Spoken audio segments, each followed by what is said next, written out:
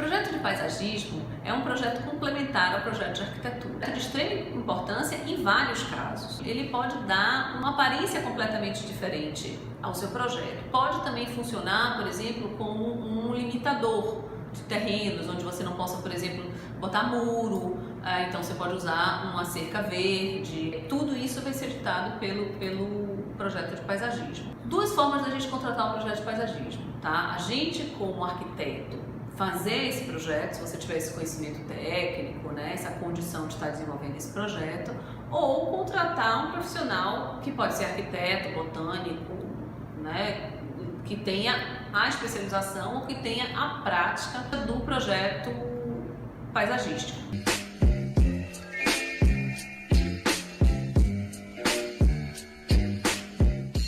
Então, os cuidados que a gente tem que ter primeiro, na concepção desse projeto, né, se for feito pelo próprio arquiteto ou se for feito por um outro profissional, quem vai ditar a diretriz, na verdade, desse projeto é o projeto de arquitetura, né? Então, junto, claro, conversado com o cliente, dialogando com o projeto de arquitetura e dialogando com o profissional responsável aí pelo projeto de paisagismo, que seria um paisagista. Daí, a gente começa a pensar o quê? Que função a gente quer para aquele espaço? De acordo com a função, a gente vai começar a ver onde a gente pode colocar espécies vegetais, onde a gente vai organizar essa área externa. Porque o projeto de paisagismo não é só plantar árvore, nem plantar canteirinhos de flores. Ele é um estudo da área externa como um todo. Colocar espécies vegetais é um dos itens do projeto de paisagismo. Mas, focando em espécies vegetais, é importante alertar algumas coisas. Primeira, a escolha dessas espécies tem que estar totalmente adequada ao clima do local, né? Porque não adianta você colocar uma coisa que fica muito bonita no dia que coloca, um mês depois está linda ainda, daqui a um mês já começa a ficar meio esquisito e ela vai morrer com certeza porque ela não se adapta àquele local. Ou você vai ter que dar uma manutenção constante, o que sai completamente do que a gente pensa hoje em arquitetura e projeto sustentável, né? Então, o ideal é que a gente use espécies o mais adaptada possível àquele ambiente. Outro problema é a questão das espécies não serem, por exemplo, venenosas. Então, se as pessoas que estão passando naquele espaço, se é uma praça, por exemplo, você tem crianças, outras pessoas naquela praça, criança a gente sabe que vai fazer coisas que a gente nem espera, vai sempre surpreender a gente. Então, não tem condição de colocar uma espécie que seja venenosa, ou sua folha, ou seu fruto que seja venenosa. Então, isso a gente não coloca numa área pública, né? A outra coisa é uma questão que é muito discutida. Eu já ouvi gente dizer que as praças têm que ter árvores frutíferas.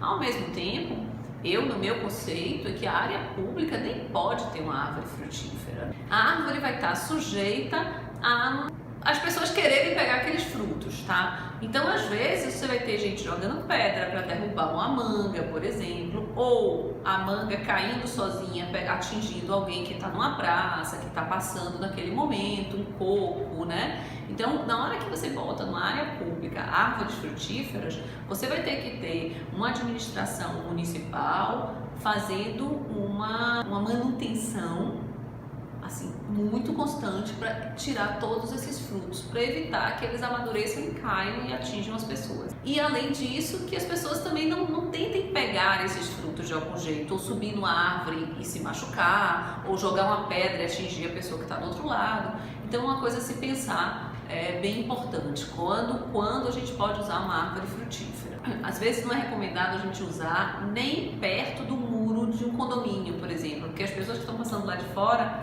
às vezes jogam pedra ou jogam algumas coisas para tentar derrubar aqueles frutos, o que atinge as pessoas que estão dentro ou do outro lado desse muro passante nesse momento.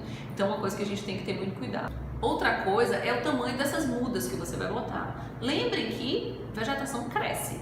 Então, se você vai colocar uma vegetação que você sabe que ela é de porte médio ou alto, você vai ter que dar um distanciamento, você vai ter que ter cuidado se está embaixo de um cabeamento de fio ou outros elementos onde não possa ter uma vegetação volumosa ou alta naquela região. Então, isso tudo, mesmo que o paisagista faça esse projeto sem se atentar a isso, o próprio arquiteto está olhando isso junto. Porque às vezes o paisagista nem sabe o quanto o arquiteto precisa de um elemento do projeto. Então, por exemplo, você faz um detalhe lá, que até um detalhe que sai mais caro, mas que valeu super a pena, o cliente topou lá na sua fachada. Então você pensou numa coisa bem legal e de repente se cria um jardim lá na frente daquela área, que era um jardim com arbustos de máximo 1 metro de altura.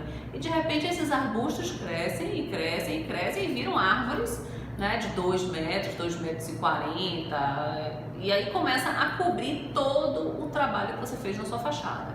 Isso vai, assim, você não está fazendo uma obra que ela vai durar só 3 meses. Sua obra vai perpetuar, ela vai ficar aí anos construída, né, que é o que se espera. Então essa vegetação também vai ficar crescendo. Então é super importante a gente entender que quando a gente pensa em espécies vegetais, essas espécies crescem, né? E a gente tem que contar com este crescimento. Então não dá para fazer uma coisa para depois, eu não sabia.